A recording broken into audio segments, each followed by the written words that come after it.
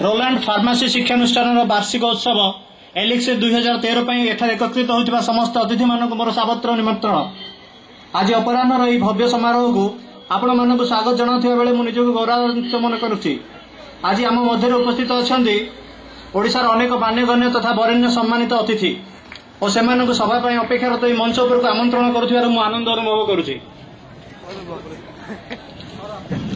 सर्वप्रथम मु आम अनुष्ठान अध्यक्ष प्रोफेसर डॉक्टर सी एम भानुजीराव को मंच उपर को निमंत्रण करुछि। से आसी सभापति आसन अलंकृत करंतु।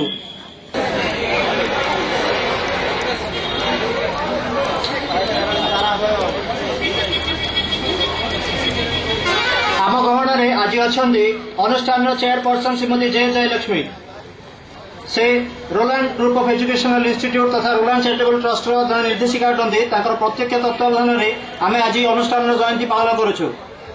और सार मैडम सहित अच्छा आम अनुष्ठान निर्देशक डॉक्टर जे सूर्य राव से दक्षिण ओडिशा उच्च शिक्षा क्षेत्र में एक उल्लेखनीय अवदान कर फार्मासी शिक्षानुष्ठान गठन कर ब्रह्मपुर को समग्र ओडिशा तथा सर्वभारतीय स्तर में एक परिचय देइछन्ति। पेशारे डाक्टर श्री राव जड़े अत्यंत भद्र और उदार चरित्र अधिकारी अटंती। ब्रह्मपुर सहर प्रथम करी रोलांड इंडस्ट्री स्थापन कर औषध प्रस्तुत कर से ओडिशा समेत अन्य राज्य सरकार को जोगाई आसुथिले।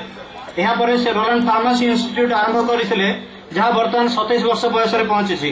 श्री राव निरवच्छिन्न प्रचेष्टार अनुदान आमर यह अनुष्ठान 15,000 ऊर्ध्व छात्र आमर यह अनुष्ठान बर्तमान सुधा सफलतार सह उत्तीर्ण हो विभिन्न देश में निजर कर्तव्य सुचारू रूपे संपादन कर अनुष्ठान उपाध्यक्ष डॉक्टर बीबी रवि कुमार से अत्यंत प्रिय स्नेही और तीक्ष्ण ज्ञान संपन्न अध्यापक भाव में परिचित। आम सहित अच्छा गंजाम जिला विजु जनता दल सभापति श्री सुभाष महाराणा से विजु जनता दलर जड़े सक्रिय कर्मकर्ता समेत गंजाम जिले में दलर सुदृढ़ स्थिति सर्वदा कर्तव्यरत होती।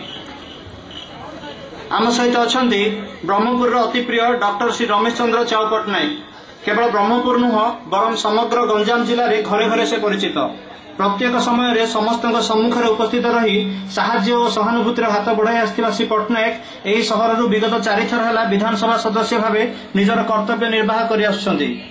1972 मसीह डाक्तरी शिक्षा और 1982 विशेषज्ञ परीक्षा उत्तीर्ण होगा पर श्री पट्टनायक निजक संपूर्ण भाव जनसेवार नियोजित कर जड़े उदार हृदयर अधिकारी तथा प्रत्येक साधारण मनुष्यर सखा सहोदर परी से ब्रह्मपुर सहर में अग्रगण्य रही आसी। श्री महाराणा पर मो आम सहित अच्छा गोपालपुर विधानसभा प्रतिनिधि डॉक्टर श्री प्रदीप कुमार पाणिग्राही से आम सहित अनेक दिन जड़ित विगत वर्ष मानक से आम गहन रही आमको उत्साहित करने सहित छात्र छात्री मानक निजर चिंताशील दिगदर्शन दे आसी।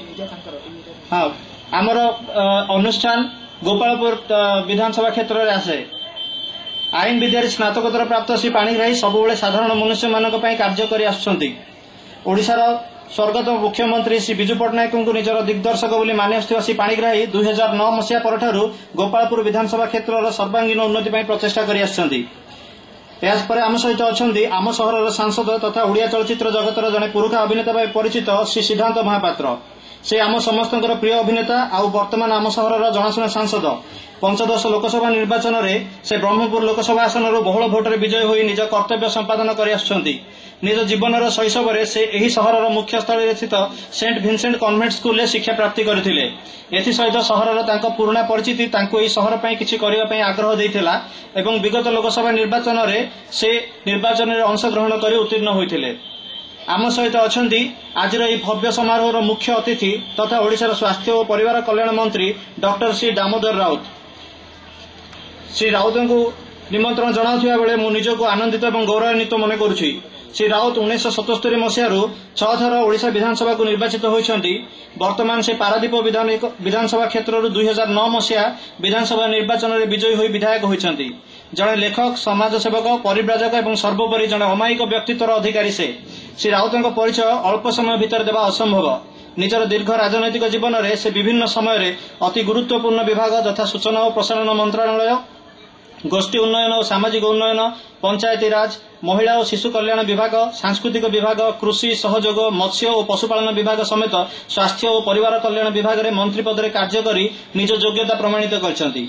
यौतुक प्रथा अस्पृश्यता सामाजिक बासंद व्यवस्था एवं निशा सेवन विरोध में श्री राउत करुथिबा विभिन्न कार्यक्रम प्रशंसनीय। जदिओ से जड़े सुदक्ष राजनीतिज्ञ से जड़े लेखक गल्प कविता आदि लेखिबा तांकर एक दुर्बलता से अनेक पत्र पत्रिका संपादक भाव में कार्य कर आछन्ति। बंधुगण या सहित मु आपण मानक परिचय कराई दउछि आम आज एही सभार मुख्य अतिथि डॉक्टर श्री दामोदर राउत एवं मंचासीन समस्त अतिथि मानक मते यही सुजोग देथिबा हेतु मु समस्त छात्र छात्री तथा अनुष्ठान परिचालक मानक धन्यवाद जनाउछि। आज संध्यार कार्यक्रम सफल हेउ यही कामना करी वर्तमान मु आम अनुष्ठान अध्यक्ष डॉक्टर श्री एम बानुजी राव को अनुरोध करुछि सही सभार सभापतित्व करंतु। धन्यवाद।